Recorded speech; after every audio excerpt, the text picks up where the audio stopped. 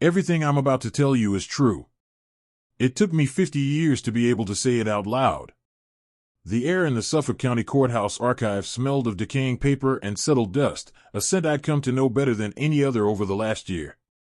It was the smell of forgotten stories, of lives reduced to names on brittle, yellowing documents stacked in cardboard boxes. My gaze was fixed on the single manila folder resting on the long wooden table, its tab bearing a faded, typewritten case number, 73CR912. Inside that folder was my life's ghost. Inside was a photograph of a young man with my eyes but none of my wrinkles, his face a mask of misplaced hope. And inside that folder was the lie that had rerouted the river of my existence. I heard the footsteps then, slow, confident clicks of expensive leather on polished linoleum echoing down the long, silent corridor. It was him. Judge Marcus Thorne. He was coming to watch me fail one last time. If you genuinely enjoy our stories, please subscribe to the channel, tell us where you're from, and what time it is right now. It's always fascinating to know how far our story flows. The year was 1973. I was 26 years old, a recent graduate of Boston College Law School, and filled with the kind of righteous fire that only the young and untested can sustain. I was a public defender, a role I'd chosen because I still believed that the scales of justice were held by a blindfolded lady, not a man with his thumb pressing down on one side. My office was a cramped, windowless cubicle that always smelled of stale coffee and desperation. I was paid next to nothing, but I believed I was doing God's work, or something close to it. That was before I was assigned the case of one Billy Jensen. Billy wasn't a saint, but he wasn't a felon either. He was a 19-year-old kid from Dorchester with a knack for finding trouble, mostly in the form of petty mischief and a smart mouth. But the Boston PD had picked him up for an armed robbery at a liquor store in the North End. The description was vague: a white male, medium height, wearing a dark coat, and Billy had the misfortune of being picked up 2 blocks away an hour later, wearing a hand-me-down navy pea coat.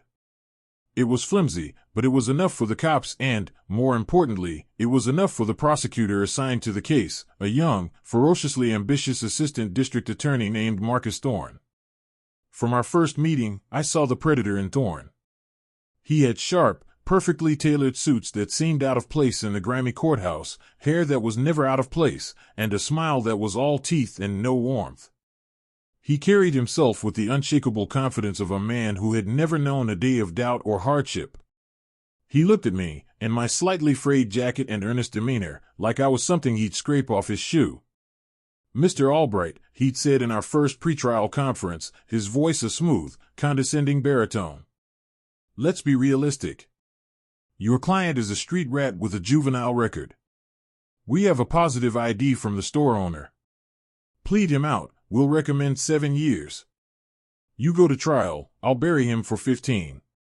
My client is innocent," I said, my voice tighter than I wanted. And the eyewitness, a 70-year-old man who admitted he wasn't wearing his glasses, picked my client out of a lineup where he was the only one with blonde hair.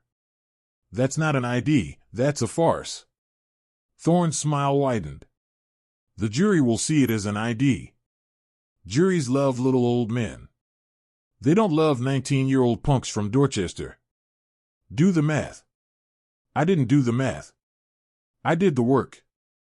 I spent weeks pounding the pavement, talking to anyone who would listen. And I found it. The miracle. The silver bullet. A woman, a waitress named Sarah Jenkins, who worked at a diner a mile from the liquor store. She remembered Billy perfectly. He'd been in her section that night, right around the time of the robbery. He'd ordered a coffee and a slice of apple pie, and he'd been short a quarter on the bill. She remembered because he was so embarrassed, so genuinely apologetic, that she'd told him to forget it.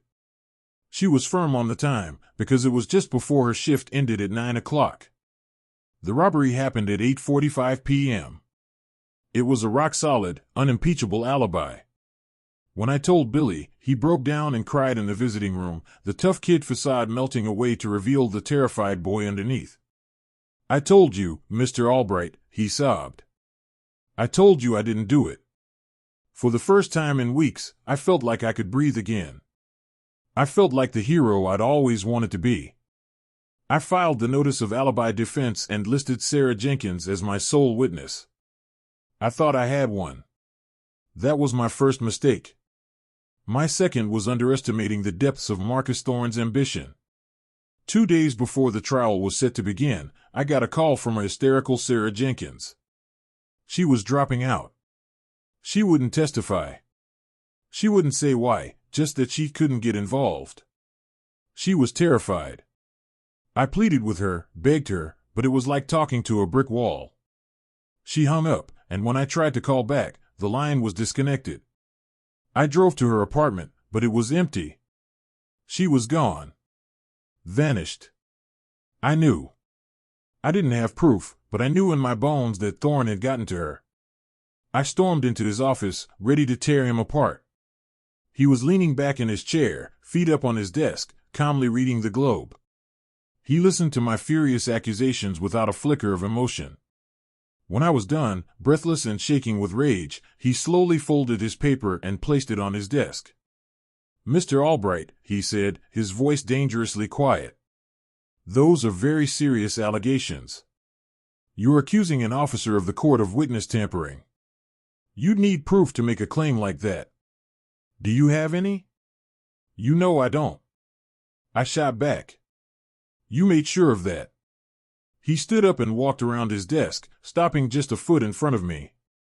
He was taller than I was, and he used every inch of it to loom over me. "Then I suggest you watch your tone. People might get the wrong impression. They might think you're a desperate, incompetent public defender who's just realized he's about to lose his first big case. And that would be a shame." He straightened his tie, his eyes like chips of ice. "I'll see you in court." The trial was a slaughter. Without Sarah, my case was nothing. I put Billy on the stand, and Thorne crucified him, using his juvenile record to paint him as a career criminal. He twisted Billy's nervous energy into proof of guilt, his fumbling answers into a web of lies. Thorne was a performer, and the courtroom was his stage. He played the jury like a violin, his closing argument a symphony of righteous indignation. And me? I was just a discordant note. The jury was out for less than an hour. I remember the sound of the forewoman's voice, flat and emotionless, as she said the word guilty. I remember the gut-wrenching sob that escaped Billy's mother in the gallery. But most of all, I remember the look on Marcus Thorne's face. He caught my eye from across the courtroom and gave me a slow, almost imperceptible nod. It wasn't a nod of victory. It was a nod of dismissal. A confirmation that he had done exactly what he'd promised. He had buried my client. And in doing so, he had buried me, too. The judge's gavel fell, but all I could hear was the sound of a door slamming shut on the rest of my life. I walked out of the John W. McCormick Post Office and courthouse that day feeling like a hollowed-out shell. The city of Boston, a place I had once loved for its history and defiant spirit, suddenly felt like a tomb. I had followed every rule, believed in every principle, and it had all amounted to nothing. Justice wasn't blind, she was a cynical accomplice, and Marcus Thorne was holding her leash.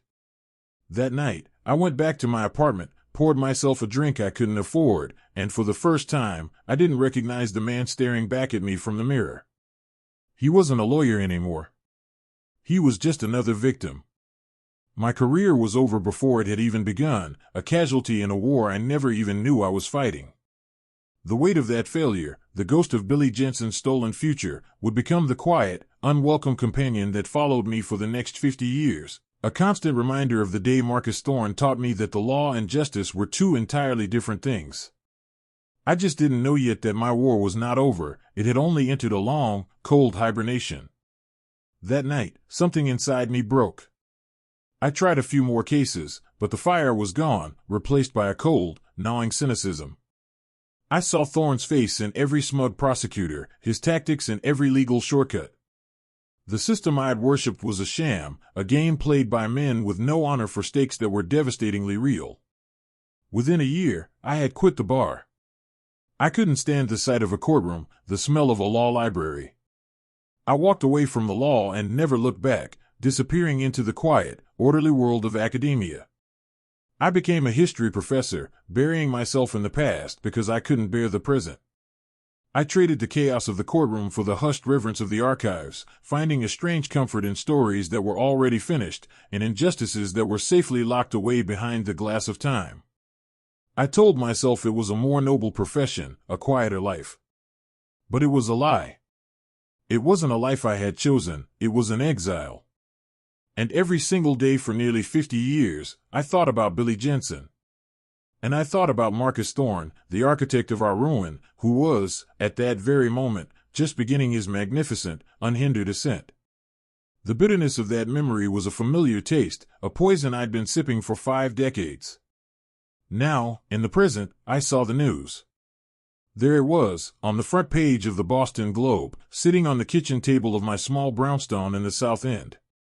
A picture of Judge Marcus Thorne, his hair now a distinguished silver, his face etched with the kind of gravitas that comes from a lifetime of power. He was smiling that same predator's smile. The headline read, "Local Hero, National Stage, Judge Thorne nominated for First Circuit Court of Appeals." A lifetime appointment.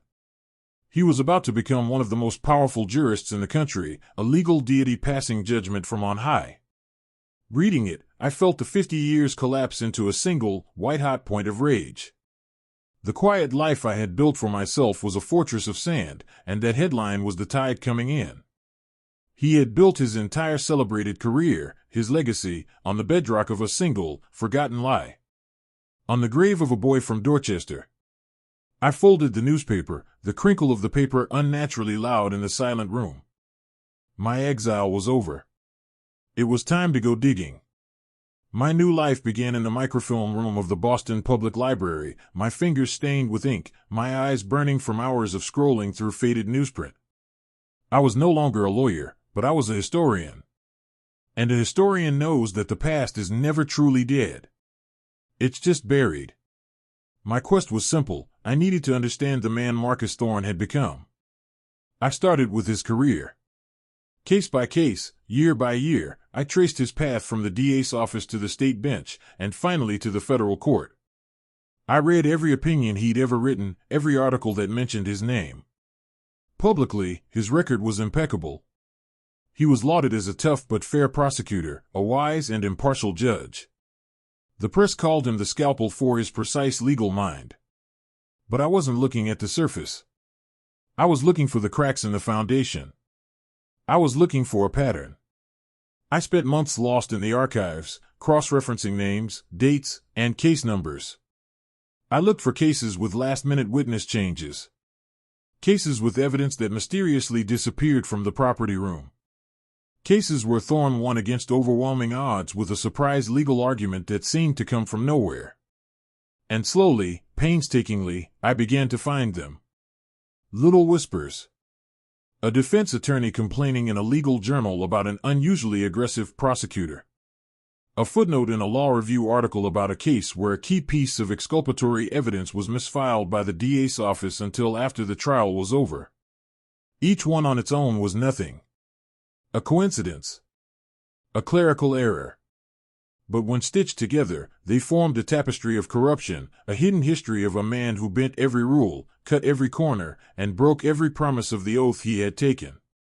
He hadn't just gotten lucky with Billy Jensen, that case was where he had perfected his methods. He was brilliant, I had to admit. He never left a clear trail. There was never a smoking gun, just a faint, lingering scent of smoke that no one else seemed to notice or care about. He knew the system so well he could manipulate it from the inside out, making his abuses of power look like standard procedure. He was a ghost in the machine. As the weeks turned into months, a cold dread began to settle in my gut. What I was uncovering was bigger than just my case. It was a lifetime of quiet, methodical evil. But it was all circumstantial. It was a narrative, not evidence. It was nothing that would stand up in a court of law or in the court of public opinion. It was just the rambling research of a bitter old man. I was beginning to lose hope, feeling the familiar weight of helplessness press down on me. Thorne was too smart, too careful. He had buried his sins too deep. And then, I found it. A single line in a transcript from a 1982 judicial ethics inquiry.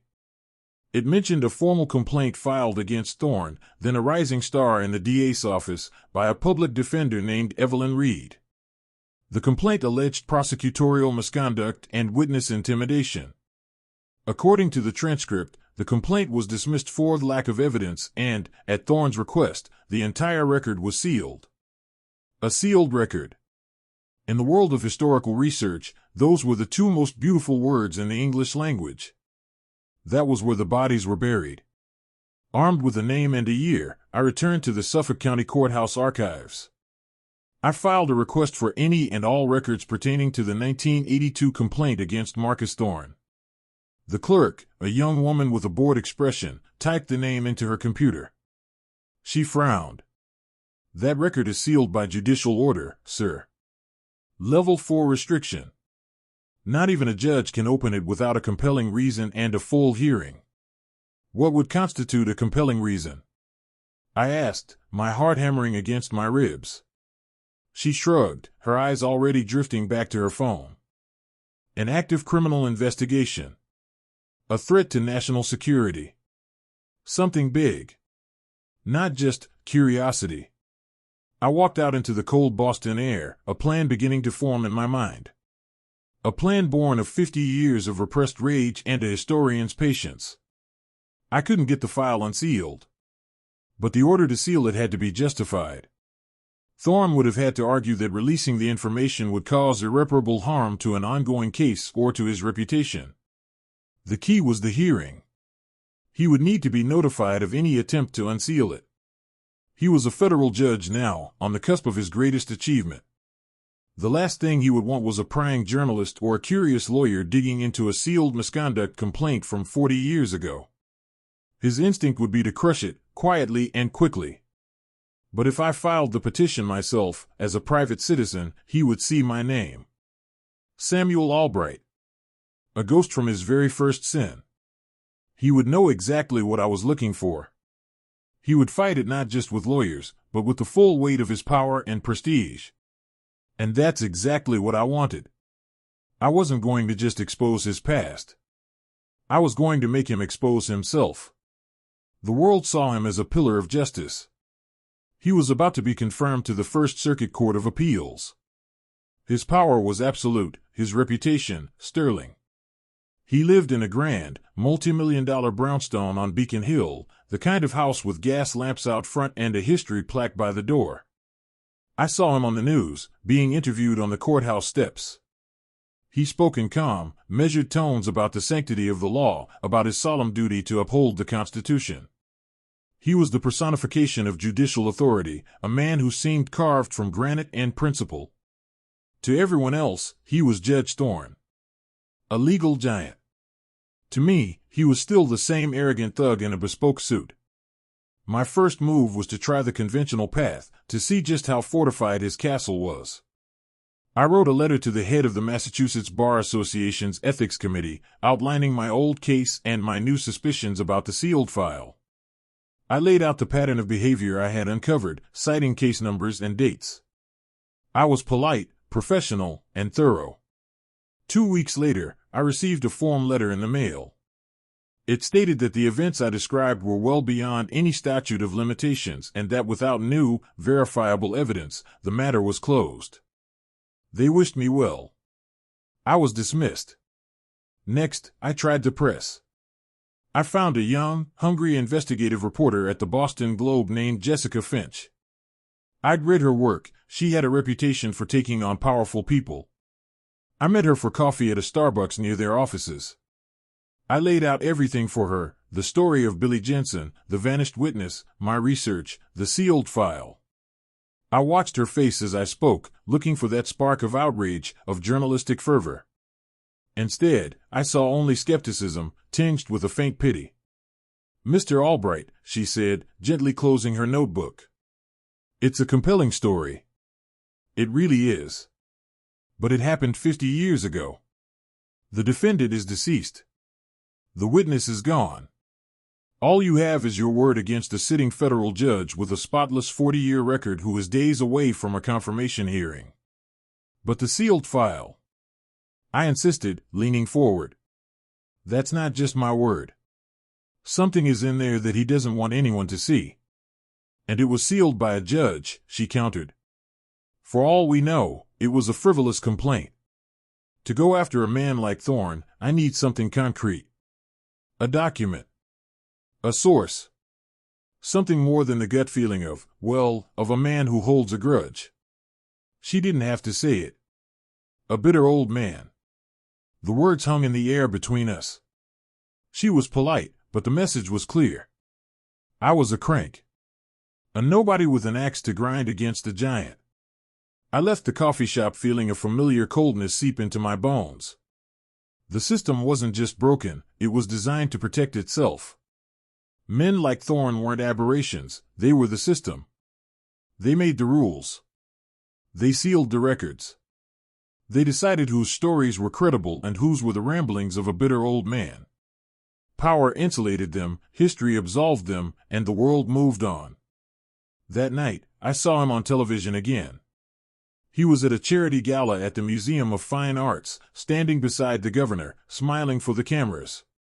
He was the guest of honor, lauded for his philanthropic work with at-risk youth, a cruel, twisted irony that was almost too much to bear. He looked so comfortable, so untouchable. He was a king in his court, surrounded by his powerful friends, and I was just a ghost rattling chains that no one else could hear. I felt the last embers of hope begin to die. How could I possibly fight him? He had an army of clerks, lawyers, and political allies. I had a library card and a box of cold cases. It was a fool's errand. I was going to fail. Billy Jensen would remain a forgotten footnote, and I would die with this poison in my soul. I turned off the television and sat in the dark, the silence of my lonely house pressing in on me. The weight of 50 years felt heavier than ever, an impossible burden. He had already won. He'd won the day he made Sarah Jenkins disappear, and he'd been winning every day since.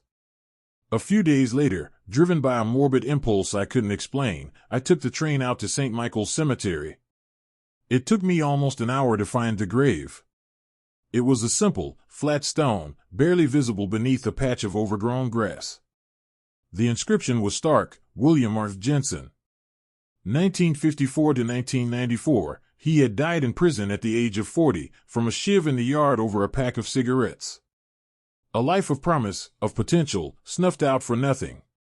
He never had a family of his own, never felt the sun on his face as a free man after the age of 19. All of it stolen by Marcus Thorne for the sake of one more victory on his climb to the top.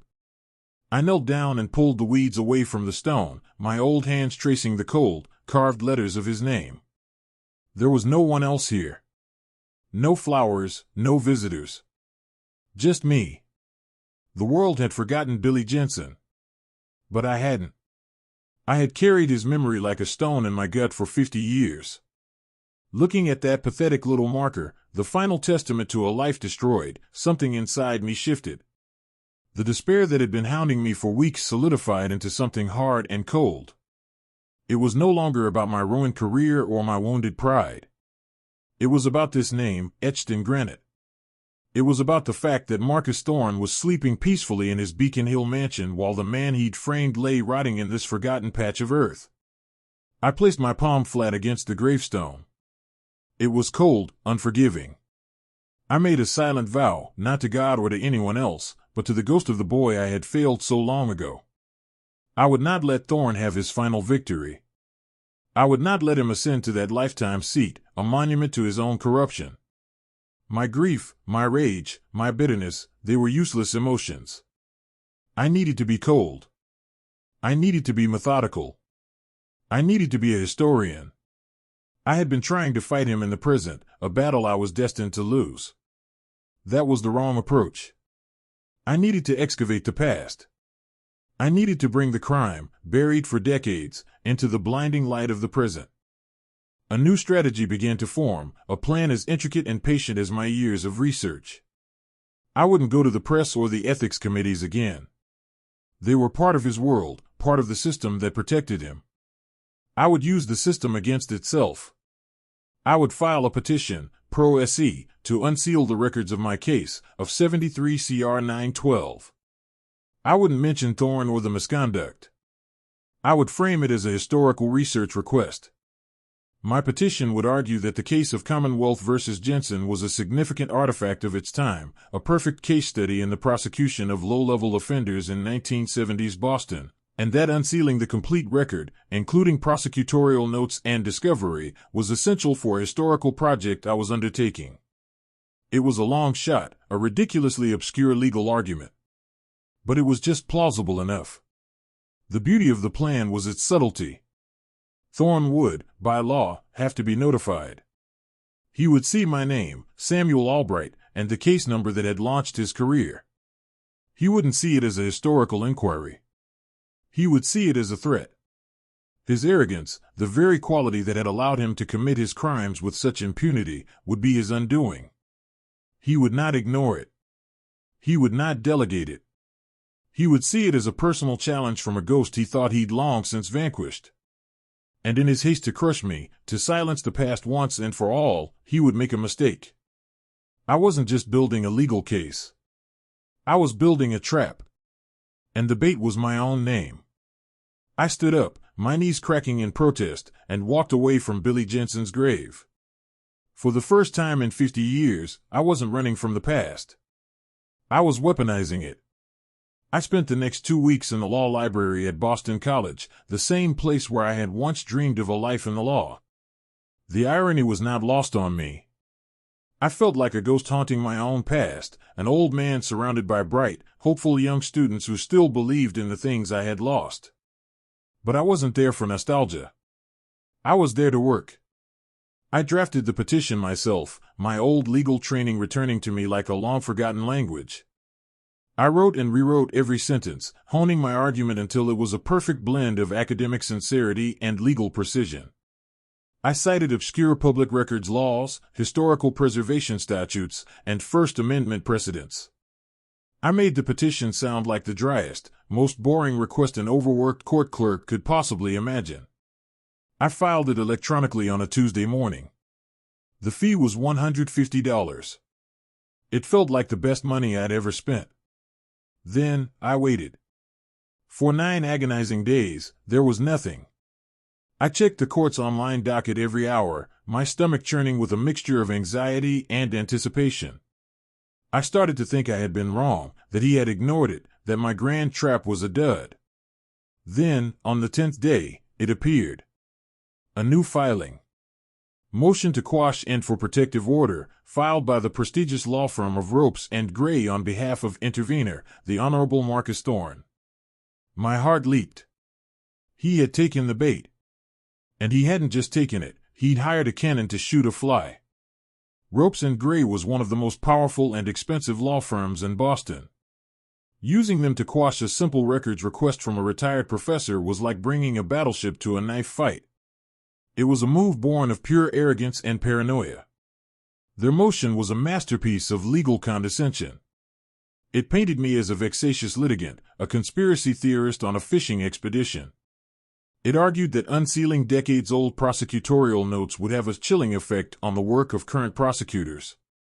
It spoke of Judge Thorne's unblemished record of public service and the need to protect him from frivolous and harassing inquiries during his pending federal confirmation.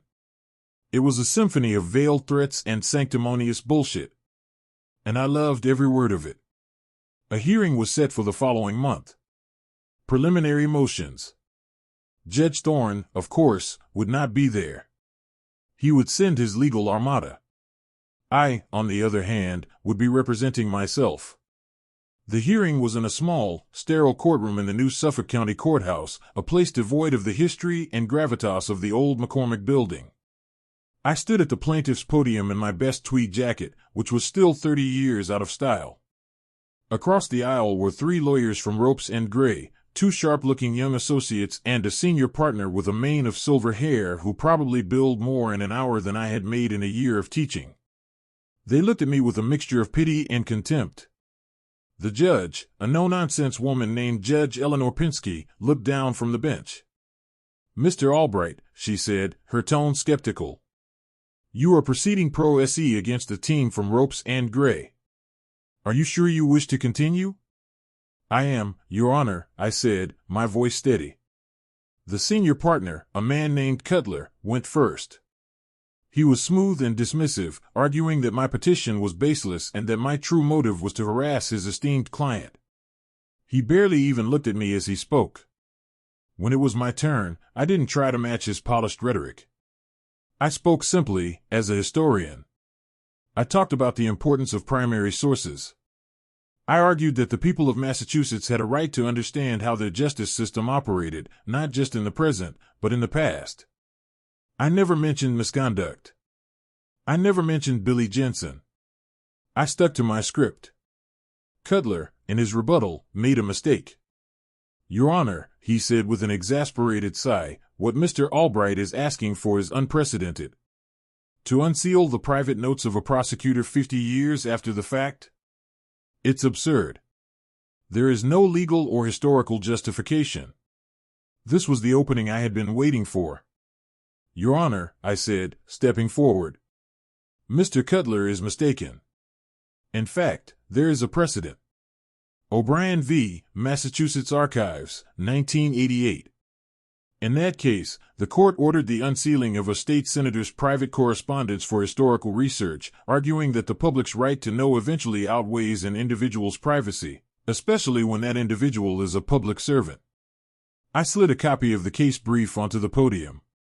I'm sure Mr. Cutler is aware of the case. His own firm argued for the archives, and won. A stunned silence fell over the courtroom. Cutler's face flushed a deep, satisfying crimson. The two young associates stared at their table, mortified.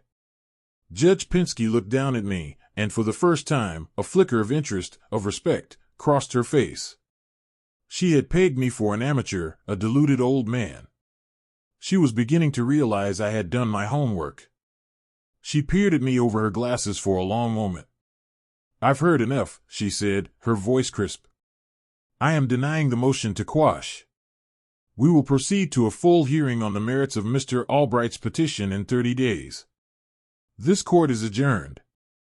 The gavel fell. I had won the first round.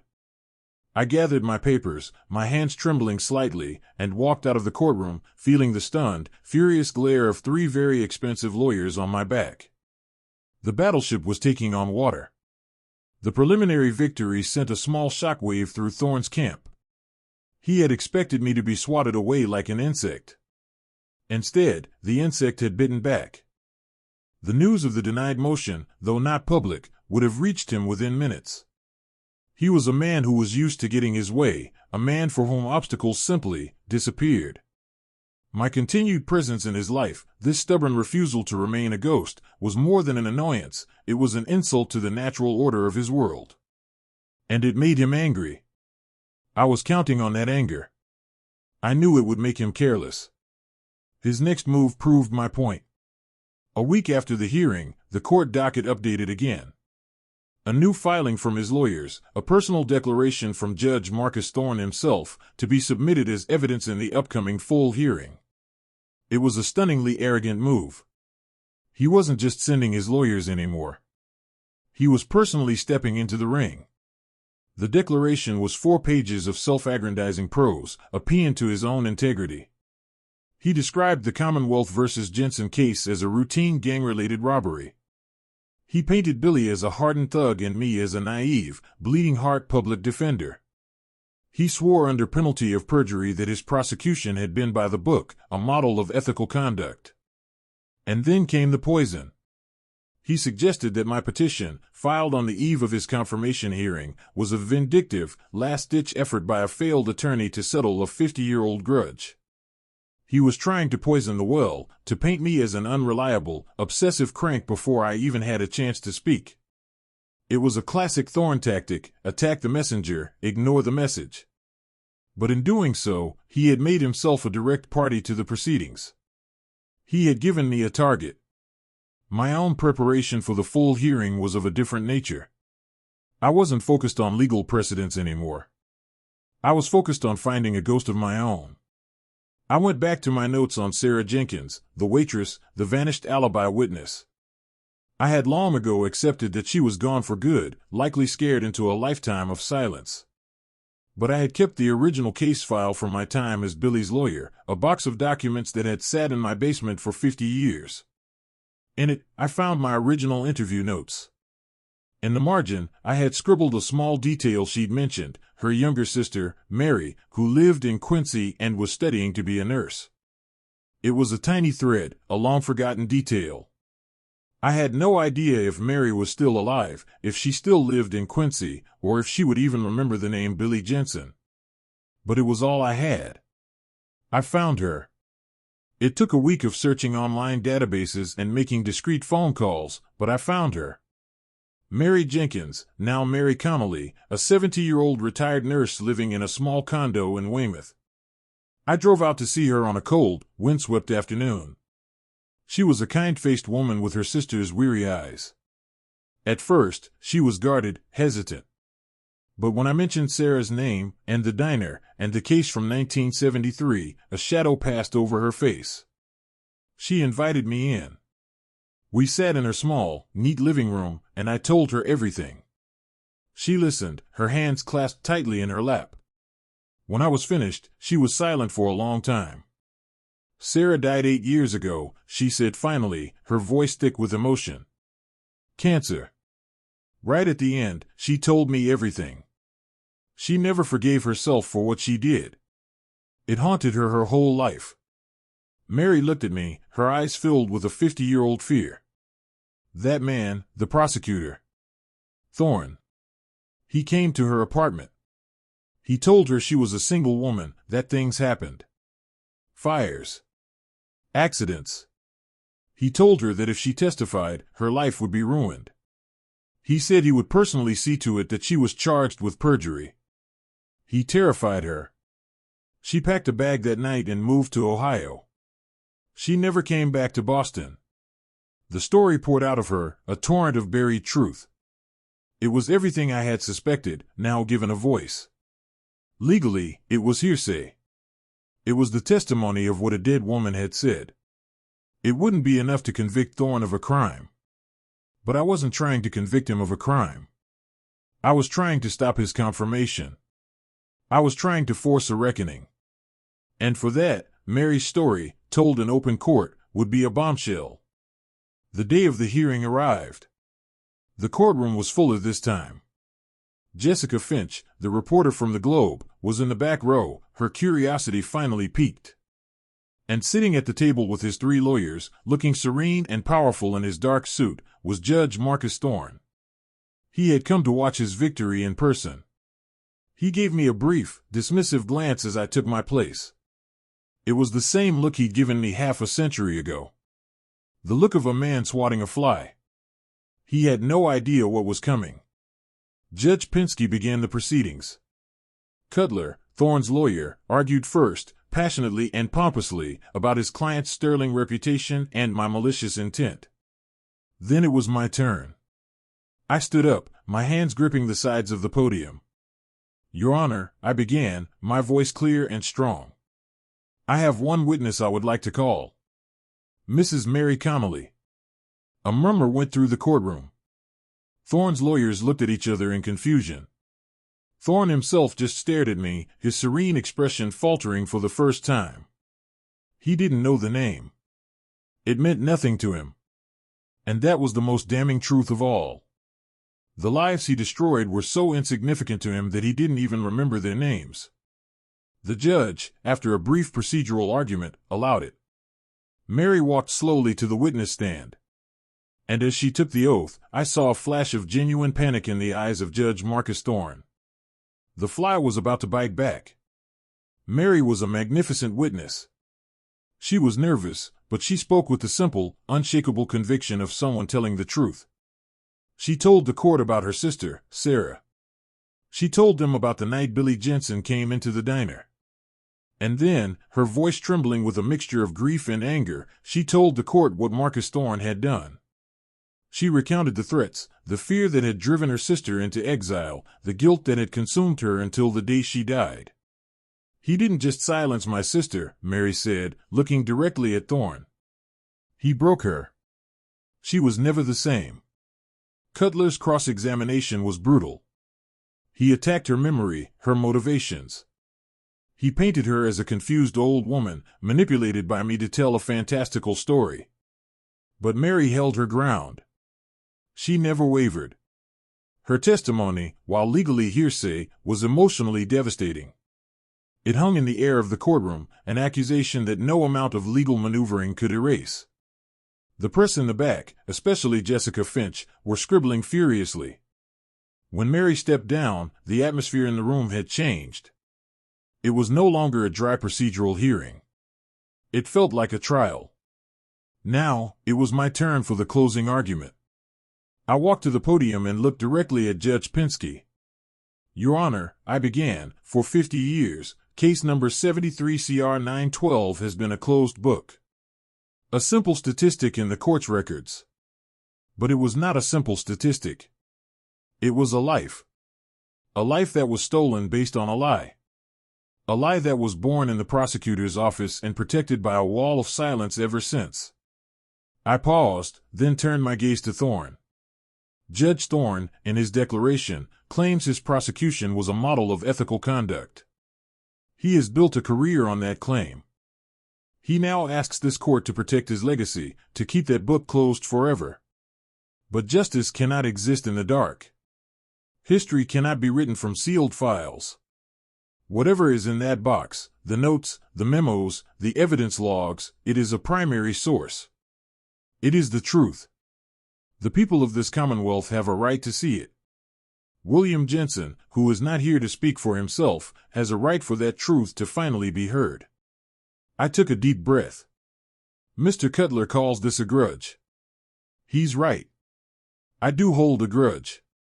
I hold a grudge against the system that allows a man like Marcus Thorne to threaten a witness, hide evidence, and send an innocent boy to die in prison, and then calls it a successful career. If that is a grudge, then I am proud to hold it. I look back at Judge Pinsky. Unseal the file, Your Honor. Let the history speak for itself. I sat down. The courtroom was utterly silent. Judge Pinsky looked from me, to a visibly shaken Thorne, and back again. She stared down at the papers before her for what felt like an eternity. The gears of justice, so long rusted shut, were slowly, grindingly, beginning to turn. Thorne's face was a mask of controlled fury. The serene confidence was gone, replaced by the look of a king who has just felt the first tremor of a peasant revolt. He thought he was coming here today for a coronation. He was beginning to realize he might have just walked into his own tribunal. He had sealed that file 50 years ago to bury a single injustice. Now, I had turned it into the potential tomb for his entire legacy. Judge Pinsky cleared her throat, her expression grim. The entire room held its breath, waiting for the words that would either vindicate a lifetime of power or validate a lifetime of pain. After considering the arguments, Judge Pinsky began, her voice echoing in the tense silence, and in light of the extraordinary testimony offered today, this court finds that the public's interest in transparency substantially outweighs the defendant's claims of privilege and privacy. She looked directly at Thorne, her gaze unflinching. This is no longer a matter of simple historical curiosity. It is now a matter of profound public concern regarding the integrity of our judicial system. She raised her gavel. Therefore, I am ordering the complete, unredacted records of case number 73 CR 912 to be unsealed immediately. The gavel fell. The sound was like a gunshot. A collective gasp went through the gallery. Thorne's lawyers were frozen in their seats, their faces a mixture of shock and horror. Thorne himself simply stared forward, his face ashen, as if the judge had just pronounced a sentence of death. My own breath escaped me in a long, shaky sigh. It was done. After 50 years, the tomb was being opened. Jessica Finch was already on her phone, dictating the story that would grace the front page of the next day's Globe. The final scene did not play out in a packed courtroom, but in the quiet, dusty archive room where my story began. By order of the judge, the unsealing was to take place with all parties present. It was me, Thorne, and his lead lawyer, Cutler. A grim-faced court clerk brought in a single, dusty cardboard box sealed with yellowing tape. He placed it on the long table between us. The air was thick with a tension so heavy it felt hard to breathe. Thorne sat ramrod straight, his hands clasped on the table, a parody of judicial calm. But I could see the slight tremor in his fingers, the vein throbbing in his temple. The clerk took a box cutter and sliced through the tape. The sound was unnaturally loud. He lifted the flaps. Inside were the contents of a life destroyed, crime scene photos, transcripts, evidence bags. And on top, a set of thinner folders containing the prosecution's internal files. My heart was pounding. My entire plan, my 50-year wait, rested on Thorne's youthful arrogance, on my belief that he was so sure of himself back then, so confident in his power to bury his secrets, that he would have been sloppy. "The prosecutorial notes," I said, my voice hoarse. The clerk handed me the folder. My hand shook as I opened it. It was filled with Thorne's familiar, sharp-angled handwriting. I paged through the documents, my eyes scanning for the needle in the haystack. And then I saw it. It wasn't a detailed confession. It was something far more damning in its casual cruelty. It was a single-page memo, a handwritten note from Thorne to the senior supervising ADA on the case, dated the day after Sarah Jenkins disappeared. It read, Jensen alibi. Witness has been neutralized. No longer a factor. Proceeding to trial with guaranteed conviction. Empty. Neutralized. The word was a snake. A cold, clinical admission of the crime. He had put it in writing. He was so proud of his cleverness, so eager to impress his boss, that he had created the very evidence that would one day destroy him. I slid the memo across the table. Thorne and Cutler leaned forward to read it. I watched Thorne's face as his eyes scanned the page. The blood drained from it, leaving behind a waxy, gray pallor. The mask of judicial authority, crafted and perfected over a lifetime, crumbled into dust. He looked, finally, like what he was, a common criminal caught in his own lie. Cutler read the memo and slumped back in his chair, uttering a single, defeated word. Marcus. Thorne didn't speak. He just stared at the piece of paper, at the ghost of his own handwriting rising up to condemn him. The swagger, the arrogance, the 50 years of untouchable power, it all evaporated in the silent, dusty air of that room. The fallout was immediate and catastrophic. Jessica Finch's story ran the next day with a scanned image of the memo on the front page. The headline was simple, neutralized. Thorne's nomination was withdrawn by the White House that afternoon. The Massachusetts Bar Association, the same one that had dismissed me with a form letter, announced it was opening an emergency investigation. Calls for his impeachment from the federal bench began that evening. His world hadn't just collapsed, it had been utterly annihilated, his name forever transformed from a symbol of justice to a synonym for corruption. I walked out of the courthouse that evening and into the cool Boston air. The city lights were just beginning to flicker on against the twilight sky. I didn't feel the elation I had expected, not the triumphant joy of victory. I just felt quiet. The rage that had fueled me for 5 decades had burned itself out, leaving behind a vast, hollow emptiness. Billy Jensen was still dead. My life was still a testament to what might have been. None of that had changed. He had spent a lifetime sitting in judgment of others, but I was the only one who ever served as his jury, his judge, and his executioner. The end.